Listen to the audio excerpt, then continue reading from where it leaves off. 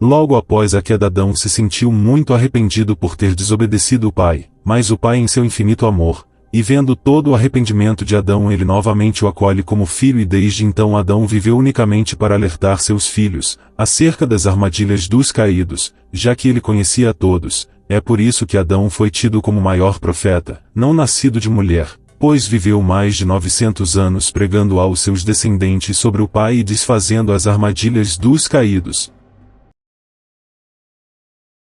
E eu vos digo que, entre os nascidos de mulheres, não há maior profeta do que João o Batista, mas o menor no reino do Pai é maior do que ele.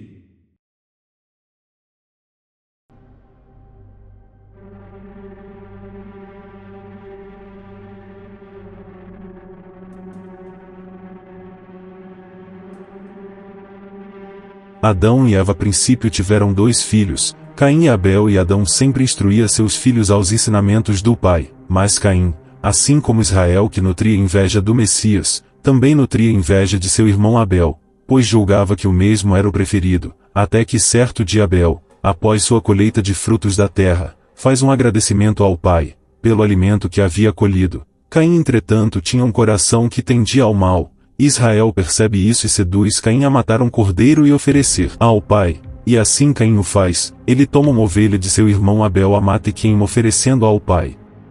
Ao contrário do que afirma a Bíblia, pois a mesma foi adulterada para justificar os sacrifícios de sangue, não foi Abel quem ofereceu o cordeiro imolado, mas Caim, seduzido por Israel, o qual sentia prazer na morte e derramamento de sangue das criaturas do pai. Além disso, Israel nutria ódio pelo Messias e sempre o ameaçava de morte, e assim, Israel, por meio de Caim, se utilizava da figura do cordeiro morto e queimado para insinuar que faria o mesmo ao Messias, quando ele viesse a esse mundo. Ou seja, matar e destruir seu corpo. O sacrifício de animais foi instaurado por Israel, é por isso que tal sacrifício estava sempre presente nas religiões antigas, uma forma de sempre ameaçar o Messias, através dos constantes sacrifícios de animais, e demonstrar fidelidade a Israel. A atitude de Caim não era agradável ao pai, já que a morte dos animais foi introduzida pelos caídos. Além disso, Caim estava sendo seduzido pela maldade de Israel e mesmo sendo alertado por Adão para seguir pelo caminho do pai, o bem e o amor, bem como se converter de seus maus pensamentos. Caim não ouviu seu pai, assim como Israel, que renegou os ensinos do pai e se entregou ao mal e pecado, e sentindo ódio pelo Messias a ponto de querer matá-lo, Caim seguiu os mesmos passos e, nutrindo ódio por seu próprio irmão, acabou matando Abel, cometendo o primeiro assassinato, satisfazendo os desejos de Israel, o mesmo desejo que Israel tinha em matar o seu irmão, o Messias. Por que tiraste? E por que descaiu o teu semblante? Se bem fizeres, não é certo que serás aceito? E se não fizeres bem, o pecado jaz à porta.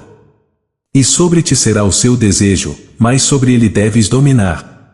E falou Caim com o seu irmão Abel, e sucedeu que, estando eles no campo, se levantou Caim contra o seu irmão Abel, e o matou.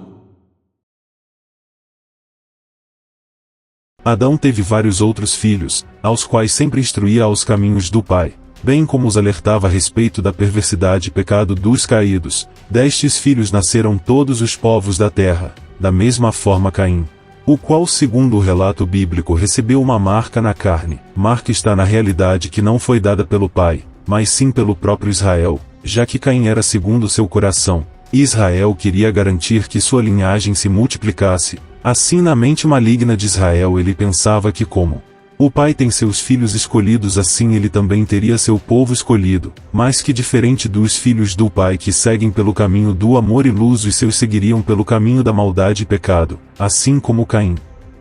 Os filhos de Adão foram se multiplicando, dando origem às primeiras civilizações e povos sobre a terra, dando início então o reino de escravidão e pecado de Israel e seus anjos.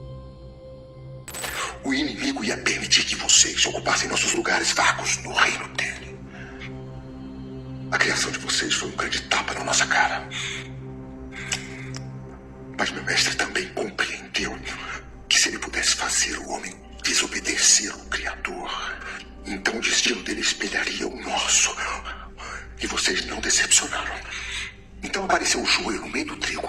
Naquele momento, o espírito se tornou matéria, a carne se tornou um receptáculo. A vontade própria e a busca pelo eu começaram a desejar o pecado e a impureza. E o homem, criado para ser rei sobre a natureza, tornou-se um escravo, um mestre, conquistado e acorrentado. E o pecado trouxe a ele e seus descendentes até nós. E aí começamos nossa missão eterna: destruir vocês. Ele fez vocês à imagem dele, mas nós refizemos vocês à nossa imagem.